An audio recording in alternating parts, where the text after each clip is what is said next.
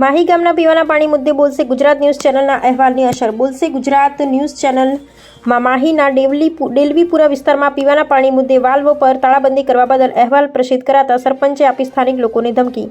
વડગામ તાલુકામાં લોકોની પ્રાથમિકતા જરૂરિયાત મુદ્દે હરહંમેશ લોકોની વચ્ચે રહી અગ્રતા આપી લોકહિતાર્થ લોકશાહીના ચોથા સ્તંભની ભૂમિકા ભજવતી બોલશે ગુજરાત ન્યૂઝની ટીમ દ્વારા માહીના પીવાના પાણી મુદ્દે પડતી હાલાકીની રજૂઆત મીડિયા મારફતે જવાબદાર તંત્ર સુધી પહોંચાડતા માહી સરપંચ દ્વારા સ્થાનિક લોકોને ટેલિફોનિક ધાક ધમકી આપવામાં આવી હોવાની સ્થાનિક લોકોની રજૂઆત છે.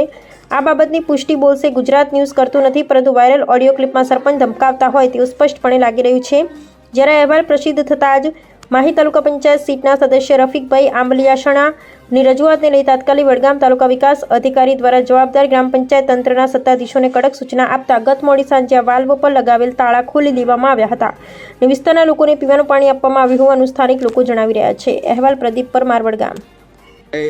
એ સિવાય 2 નંબરના દાખલા જોઈએ ને તો આ એ બધું લીગલી લઈને આવજો ને 2 નંબરના દાખલા લઈ જાજો ને જે વેરા ચોરી કર્યા છે ને એ બધું કર્યું છે ને એ બધું એ સંભાળો. વેલા જેને બી પાણી જોઈતું હોય ને તો વેલા નવી કનેક્શનની પાવતી, બોધકોમની પરવાનગી ચિઠ્ઠી, બોધકોમનો નકશો ને લીગલ બોધકોમ કરેલું હોય તો બધું લઈ જાજો પરું.